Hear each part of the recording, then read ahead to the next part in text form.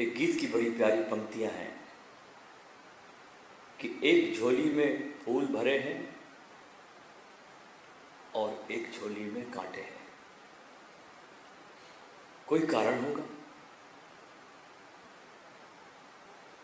अर्थात एक झोली में सफलता है और एक की झोली में असफलता भरी हुई है। इसके पीछे कुछ न कुछ कारण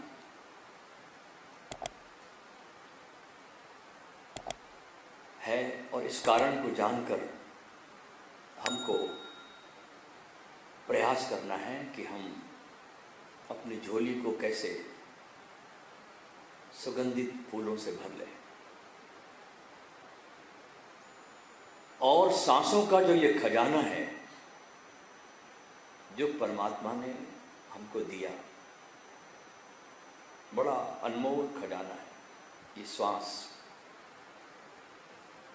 है तो सब कुछ है, श्वास गई तो सब गया। इसलिए इस खजाने को ऐसे ही व्यर्थ मत लुटा देना। क्यों? क्योंकि हम सभी के पास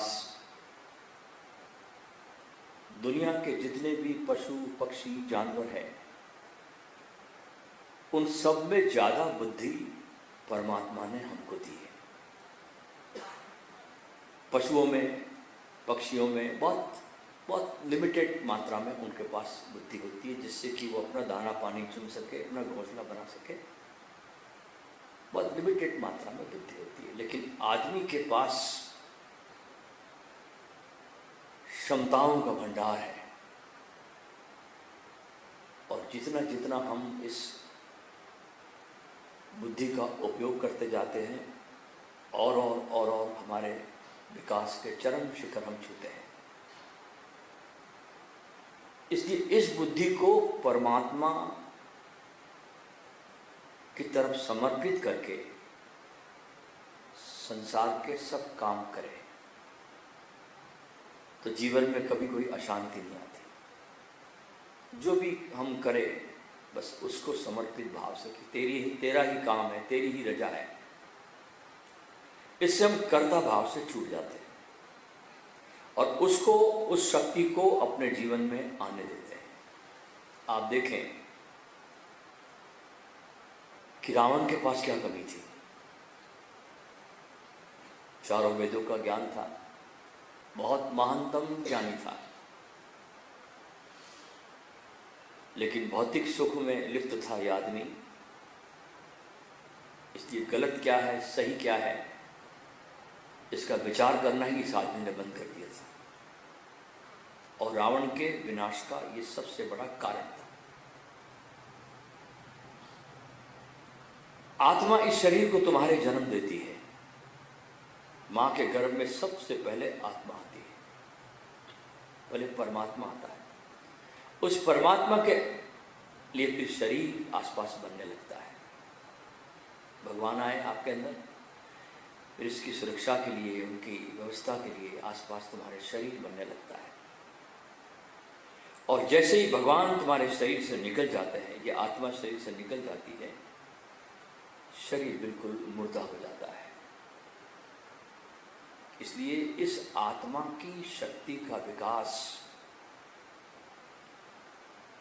भीतर की सारी शक्तियों का विकास कहा जाता है। और मनुष्य के पास अनंत अनंत शक्तियां हैं। वो बहुत बड़ा खजाना उसके पास है।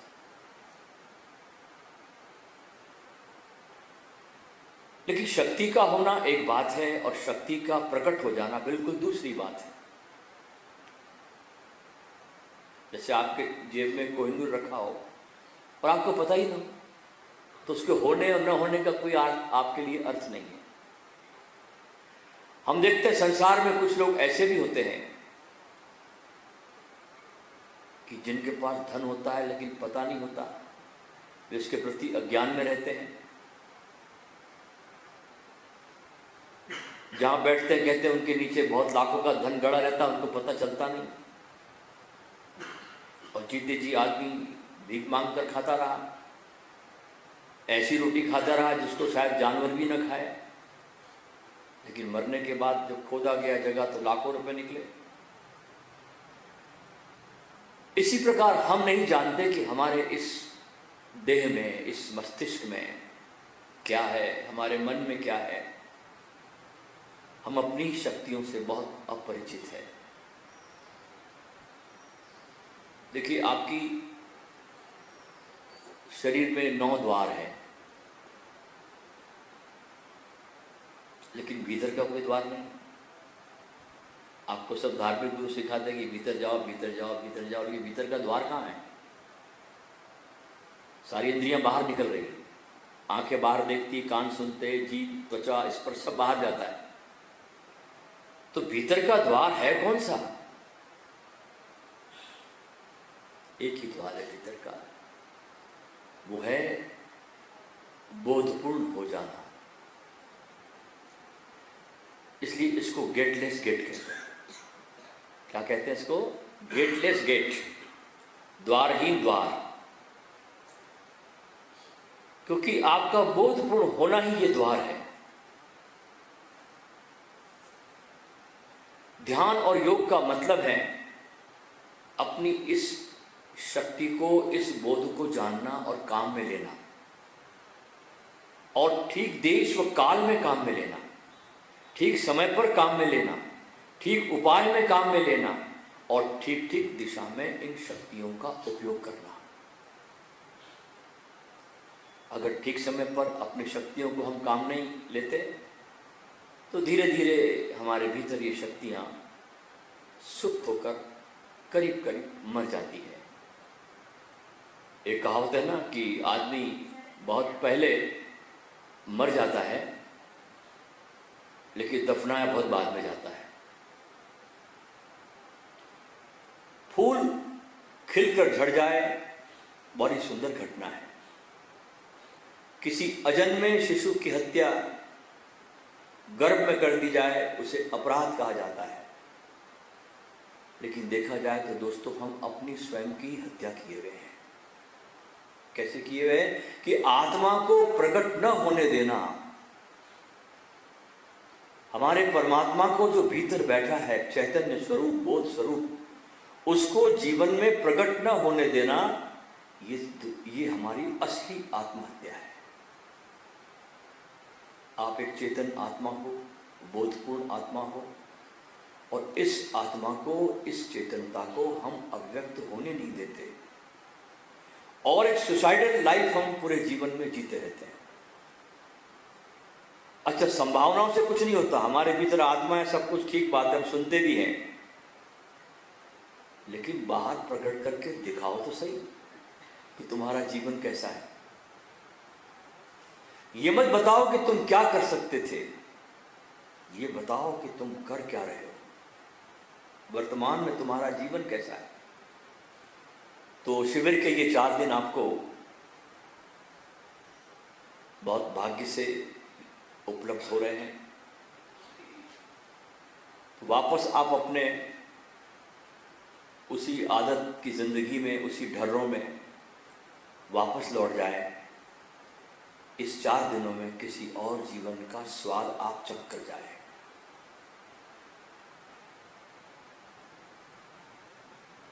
अपने भीतर आपके जो विचार हैं, ये बड़े ऊंचे होने चाहिए। बहुत लोग आपका दिमाग दिन भर खराब भी करते रहते हैं, आपको ये भी शिक्षा देते हैं कि ईमानदार होने से कोई फ़ायदा नहीं, कुछ मिलने वाला नहीं, दुनिया में टेढ़ा होने से फ़ायदा है, चालाक बनने से फ़ायदा है। ये कह कह के आपके दिमाग को लोग दिन भर हिलाते हैं। देखिए, रामायण में मंथरा ने कुछ नहीं किया था, बस कानों में जहर की थोड़ी प्याली डाल दी थी, 2-4 बोली बोले मंथरा ने। महाभारत में शकुनी ने भी ज़्यादा कुछ नहीं किया, कानों में बस कुछ शब्द ऐसे कह दिए कि जो अपने थे वे भी पराये लगने लगे। शब्दों में ये जान होती, जो अपने थे उनको देखकर दुश्मनी महसूस होने लगी। इसलिए प्रत्येक व्यक्ति को हर दिन अपने आप को बाहरी आवरण से बचा करके अपने को सशक्त बनाना है। सुबह एक्सरसाइज करके शरीर को पुष्ट बनाइए, प्राणों को प्राणायाम करके अपने प्राणों को बलवान बनाइए, मन को एकाग्र करके मन को बलवान बनाइए, बुद्धि को पवित्र ज्ञान दे करके शक्तिशाली बनाइए। क्योंकि आप इस दुनिया में समस्त जीवों में सबसे श्रेष्ठ प्राणी हैं। परमात्मा की अल्टीमेट क्रिएशन है आप। आपको बना करके परमात्मा ने फिर कोई चीज बनाई नहीं। आप लास्ट क्रिएशन है। परमात्मा ने आपको बना दिया, ये आखिरी क्रिएशन है। इसके बाद फिर सब कुछ अपने उसने दुकान बंद कर दी अपनी बनाना, फैक्ट्री क्लोज्ड। इसलिए बुद्धि दी है तो बुद्धि को रोज नया बनाओ। पुरानी बुद्धि से मत जियो, रोज ताजी, रोज नई, तेज बनाओ। इसके अंदर नए नए सुंदरतम उमंग भरे विचार डालो, ज्ञान डालो, शक्ति पैदा करो। और इससे आपकी आत्मा बहुत बलवान और आपकी आंतरिक शक्तियां बहुत सशक्त होती है। चिंता से, निराशा से, हीनता से अपने आप को बचाना है, क्योंकि ये आपकी शक्ति को बहुत कमजोर करती है। क्योंकि आपके भीतर हीनता का भाव डालने वाले लोग बहुत मिलेंगे आपको। तो जो आपके अंदर जो इन्फिनिटी कॉम्प्लेक्स आता है ना, कि बहुत लोग आपको निराश और दीनहीन दिखाना चाहते हैं दुनिया में। खुद को समझाइए, खुद को स्वयं को बोधपूर्ण होकर, होश में भरकर अपनी आत्मा को शक्ति दीजिए। और ये कब होगा? जब आप थोड़ा अपने साथ अकेले बैठेंगे, थोड़ा अपने साथ थोड़ी सी दोस्ती करेंगे। हम दिन भर दुनिया से दोस्ती करते रहते हैं, अपने से दोस्ती करने का कभी हमको ख्याल ही नहीं आता कि मैं अपना भी कितना सुंदर मित्र हो सकता हूं।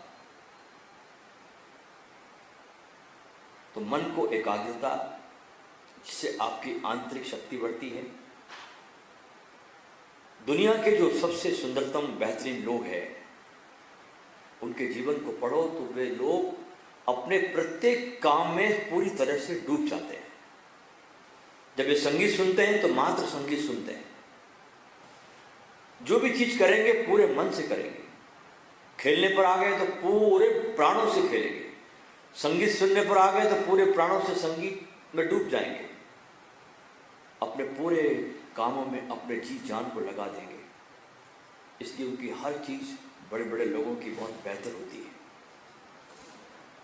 और कुछ लोगों का जीवन कैसा रहता है? सदा निराशा के राग अलापते रहते हैं। बहुत से लोग मिलते हैं हमको, उनके पास सिवाय राग निराश के अलावा कुछ मिलता नहीं। क्या अब हमसे क्या हो पाएगा? अब तो उम्र भी नहीं रही, शरीर भी ठीक नहीं रहता, जिंदगी में इतनी सारी उलझने हैं, जाल है, फंस गया हूँ, अब क्या होगा? पत्नी ये करती है, पति वो करता है। ऐसा करते करते उनके अंदर इतनी निराशा भर जाती है कि उन निराशाओं के कारण उनको ठीक से नींद भी नहीं आती।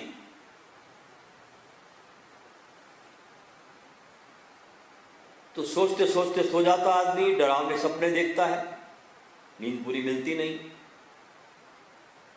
तो अपनी शक्तियों को बोधपूर्ण होकर के याद करो। किसी एकांत स्थान में जाओ और ये सोचो कि तुम अदम्य शक्तियां लेकर इस दुनिया में आए हो।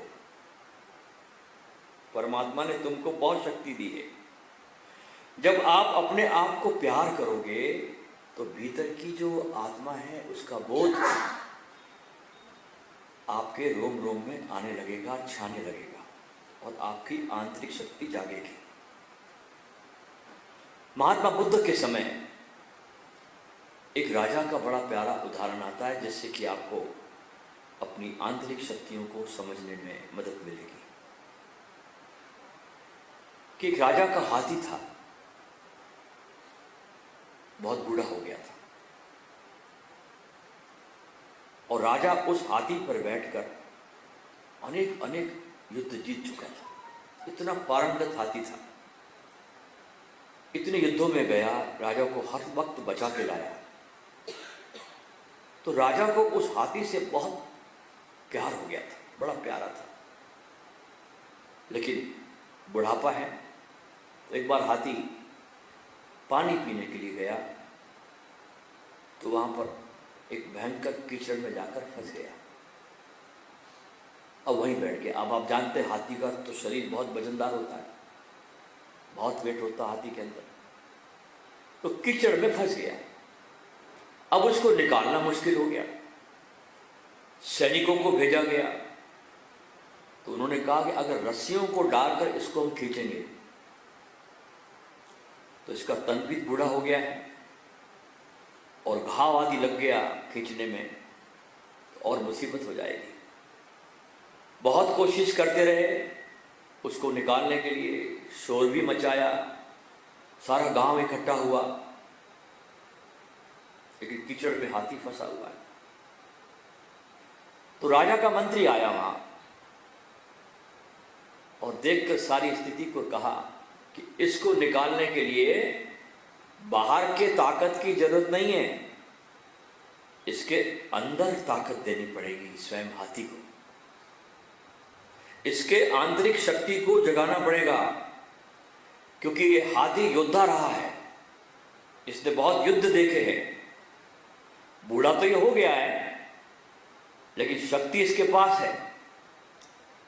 क्योंकि हर व्यक्ति के पास, ध्यान रखना, शक्ति का एक रिजर्व कोटा होता है। जैसे मान लो एक आदमी पैर से अपंग है, घर में लेटा है, अचानक उसको मालूम पड़ जाए कि घर में भयंकर आग लग गई, तो हो सकता है कि वो आदमी उठ के भाग जाएगा घर के बाहर, उसके पैरों में ताकत आ जाएगी। हर व्यक्ति के भीतर एक रिजर्व कोटा है। तो आकस्मिक स्थिति आ जाए तो आदमी उस कोटे का उपयोग करता है। मेडिकल साइंस की यह खोज कहती है कि बहुत से मरीज भीतर से तो ठीक हो जाते हैं, लेकिन मन उनका सदा कहता रहता है कि अभी वो ठीक हुए नहीं। इसलिए स्वास्थ्य की जो तरंगे हैं, वैज्ञानिक कहते हैं, उनके पूरे शरीर की नस नाड़ियों तक पहुंच नहीं पाती उनके विचारों के कारण। तो उस मंत्री ने कहा कि इसकी आंतरिक शक्ति को जगाने की जरूरत है। और जगाने का तरीका क्या है? मंत्री कहता है कि फौज को बुलाइए, और जब युद्ध के लिए फौज कूच करती है तो उस समय जैसे बाजे बजते हैं, वो साज लेकर आओ और बजाओ। तो फौज बुलाई गई, तालाब के चारों ओर फौज को खड़ा किया, और युद्ध के जैसे साज बजते थे, बिगुल, रणसिंघा, उस समय का बड़ा ड्रम, जब जाते थे लड़ने के लिए, हाथी पर सवार होकर सारी फौज जाती थी, जिस ढंग का म्यूजिक बजता था। जब वो म्यूजिक बजने लगा, उस तालाब के पूरे आसपास जहां हाथी फंसा हुआ था, जब आवाज चलने लगी तो तालाब में फंसा हुआ हाथी भी इस आवाज को सुनकर चिंगाड़ने लगा। उसको वो दिन याद आया अपना फौज का, और उसने हिलना डुलना शुरू किया उस आवाज पर। और जैसे जैसे आवाज जोरों से होने लगी, तेज आवाज होने लगी, नगाड़ों की, ड्रम की, रणभेरी की, जो भी साज थे, तो उस हाथी ने हिलते डुलते उस तालाब से निकलने की कोशिश करनी शुरू कर दी। और एक समय ऐसा भी आया जब सारे साज और अपने पीक पर बजने लगे, जब क्लाइमेक्स आया साउंड का, तो ये हाथी निकलकर उस कीचड़ में से ऐसा भागा कि राजा स्वयं हैरान रह गया। जब ये घटना भगवान गौतम बुद्ध को जाकर सुनाई, तो बुद्ध ने अपने सत्संग में कहा कि वो हाथी तन से तो बूढ़ा जरूर था, लेकिन उसके मन का इलाज किया गया। उसके मन को शक्ति दी गई। तो दूसरे जो उसको निकाल नहीं पाते थे कीचड़ से, हाथी ने स्वयं अपने आप को निकाल लिया। इसलिए आपका मन कभी बूढ़ा नहीं होना चाहिए। ये धार्मिक व्यक्ति का लक्षण है। इसलिए हमने सारे चित्र, देखो भगवान के जितने भी चित्र हमने अंकित किए, निकाले, चाहे वो कृष्ण के हो, राम के हो, भगवान शंकर, किसी के भी हो, भगवान विष्णु के हो, हमने कभी उनको बूढ़ा चित्रित नहीं किया। ये सिंबॉलिक है। इसलिए उनका मन बूढ़ा कभी नहीं होता। अगर तुम अपने मन को शक्ति दे सको तो तुम संसार के कीचड़ से ऐसे ही बाहर निकल सकते हो जैसे हाथी निकला। अपनी खराब आदतों से भी तुम बाहर निकल सकते हो। कोई तुमको जगाने वाला चाहिए, कोई साज चाहिए, जैसे रणभेरी बजी, बिगुल बजा, ड्रम बजा, कोई ऐसी आवाज चाहिए आपको। कोई तुम्हारे जीवन में ऐसा हो जो तुम्हारे जीवन में शक्ति भरे।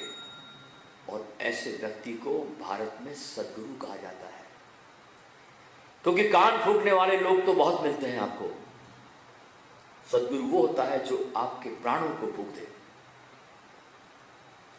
इसलिए गुरु के कहे हुए वचनों को बार बार स्मरण करिए, जिससे कि हमारी सोई हुई आंतरिक शक्तियां जागृत रह सके।